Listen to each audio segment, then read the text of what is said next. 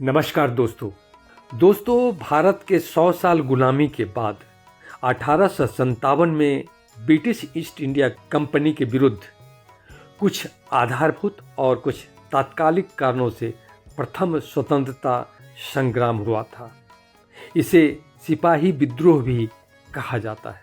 अगर वह संग्राम सफल हो जाता तो आज हमारा देश 90 साल पहले ही अंग्रेज़ों की गुलामी से मुक्त हो गया होता।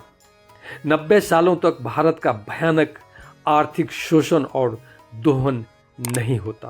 भारत विनाश और बर्बादी से बचकर अपने साधनों को अपने देश में लगाकर विकास और तरक्की के मामले में बहुत पहले ही बहुत आगे बढ़ गया होता, लेकिन ऐसा हो न सका। अंग्रेज़ों के खिलाफ विद्रोह हुआ तो ज़रूर, लेकिन सफल नहीं हो सका। आखिर कौन से ऐसे कारण थे जिनके चलते यह विद्रोह या संग्राम सफल नहीं हो सका? इसका सबसे पहला कारण था पूरे भारत में इस संग्राम को नेतृत्व देने वाला कोई एक सर्वमान्य और प्रभावशाली नेता नहीं था। बड़े बड़े राजा इसमें शामिल नहीं हुए, वे तटस्थ बने रहे। झांसी की रानी, अवध के तालुकेदार और छोटे छोटे जमींदार और सरदार इसमें शामिल हुए।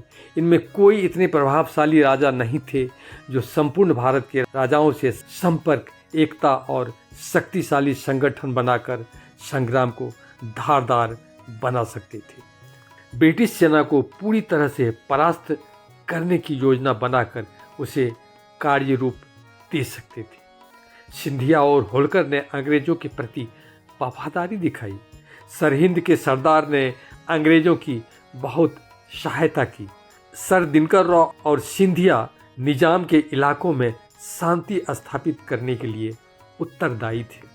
उनकी भक्ति और मित्रता ने अंग्रेजों की स्थिति और भी मजबूत बना दी। इस तरह नेतृत्व के अभाव और अधिकांश राजाओं के तटस्थ रहने और कई राजाओं के द्वारा अंग्रेजों की सहायता के कारण स्वतंत्रता संग्राम असफल हो गया।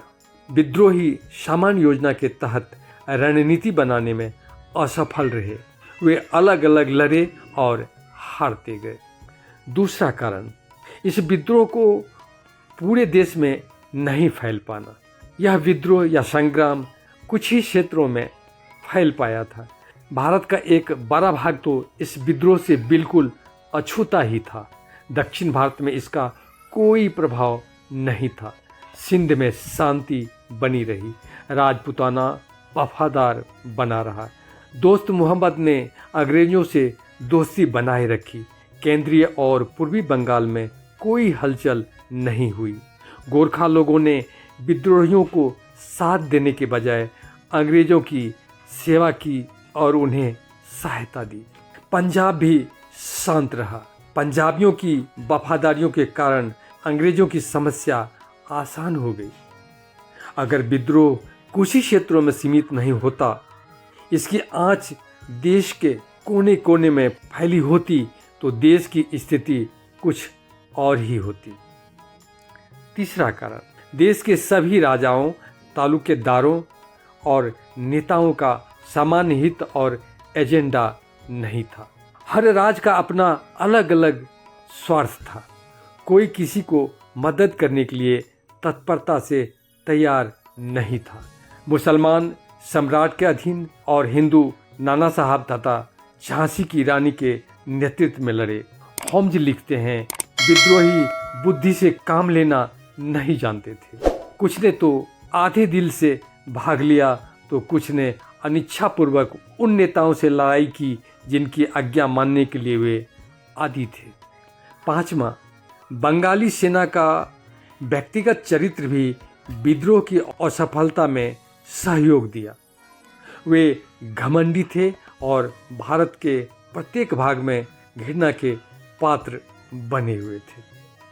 छठा, देश के समान वर्गों और किसानों का विद्रोह में शामिल नहीं होना भी विद्रोह की असफलता का एक बड़ा कारण बना। विद्रोहियों ने किसानों को विद्रोह में शामिल कराने का कोई प्रयास नहीं किया। ऐसी स्थिति में विद्रोह को विराट रूप और आक्रोश प्राप्त नहीं हो सका। 7वां, अंग्रेजी शासन में कुशल और गहरे रणनीतिकार का होना। अंग्रेजों के पास लॉरेंस, ऑट्रम, हेवेलॉक, निकलसन तथा एडवर्ड जैसे सक्षम और योग्य व्यक्ति थे, जिन्होंने शुरू से अंत तक विद्रोह को बड़ी गहरी कूटनीति, रणनीति, तत्परता, साहस और सूझबूझ से संभाले रखा। इसके उलट विद्रोहियों के साथ ऐसे लोगों का बिल्कुल अभाव था। दोस्तों, इन्हीं सब कारणों से अंग्रेजों ने चालाकी, शक्ति, कूटनीतिक चतुराई से विद्रोह को दबा दिया।